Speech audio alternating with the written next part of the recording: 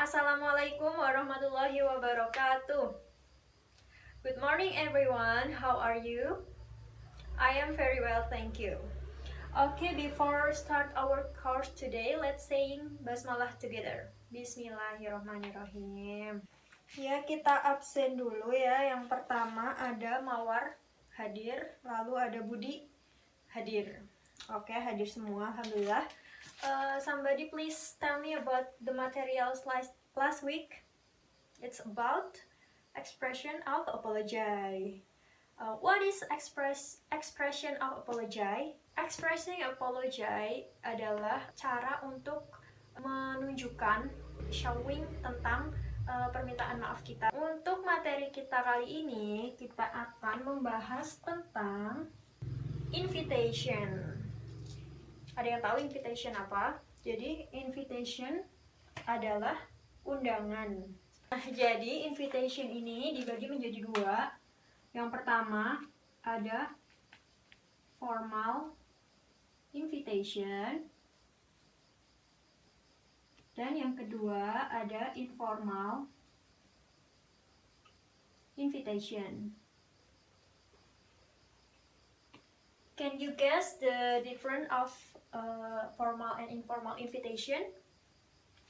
So, the formal invitation is a letter written in formal language in the stipulated format for official purpose. Jadi formal invitation ini adalah surat yang ditulis dengan bahasa yang formal, biasanya digunakan pada kantor-kantor atau kedinasan seperti sekolah dan sebagainya. While informal invitation is a letter written in a friendly manner to someone you are familiar with. Jadi kalau si formal invitation ini dia lebih kepentingan yang formal, sedangkan kalau informal invitation itu lebih bebas, nggak perlu ada susunan penulisannya, lalu nggak perlu juga nggak perlu menggunakan bahasa yang formal. Nah, untuk formal invitation is used to invite someone to attend the formal meeting. Jadi karena digunakan untuk mengundang orang dalam sesuatu pertemuan yang penting, jadi ada beberapa cara atau here are ways to write a formal invitation. Yang pertama tuh ada write out dates. Jadi kalian tuh tulis tanggalnya, tanggal pastinya. Jadi regardless the type of event you are inviting your guests to, you should use a formal writing style on a formal invitation. This means spelling out dates and other words that are usually abbreviated. For example, you should write Saturday the 19th of November instead of Saturday November 19th. Lalu cara penulisan yang kedua itu write out guest full names. Jadi tulislah nama guestnya itu nama lengkapnya. Jangan misalnya namanya Stephen Smith, kalian hanya menulis Steve Smith.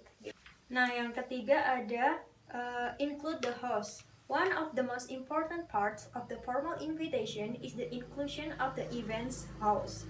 Listing the host tells your guest who is inviting them to the event. Tulis nama pengundangnya itu siapa. Misal Budi and Mawar invite you to a dinner celebrating bla bla bla. Nah, untuk lebih jelasnya kalian bisa buka LKS kalian halaman 39. Di situ ada contoh invitation letter dari Tunas Bangsa Senior High School. Tunas Bangsa Senior High School. Lalu ada alamatnya, ada addressnya. Lalu tanggal surat itu dibuat, tanggal undangan itu dibuat.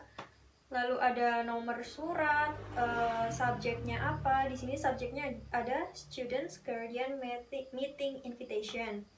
Lalu ada the partisipannya, yaitu untuk all of the parents or guardian of 12th grade students Tunas Bangsa Senior High School.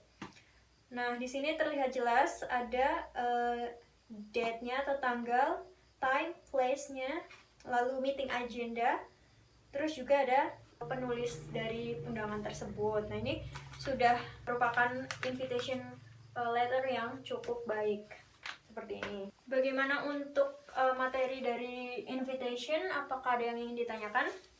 Kalau enggak, Tugas kalian yaitu di bawah dari invitation letter tadi, masih di LKS halaman 39, yang task 4, di situ ada statement dan ada kolom true or false.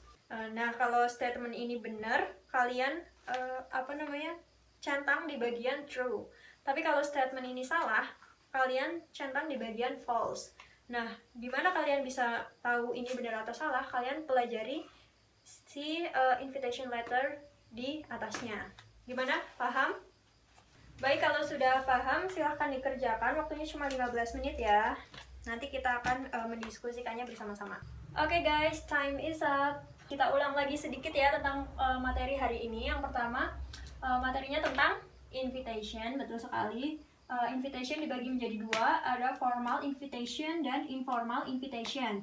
Formal invitation biasanya digunakan untuk mengundang seseorang untuk meeting di kantor atau di sekolah-sekolah.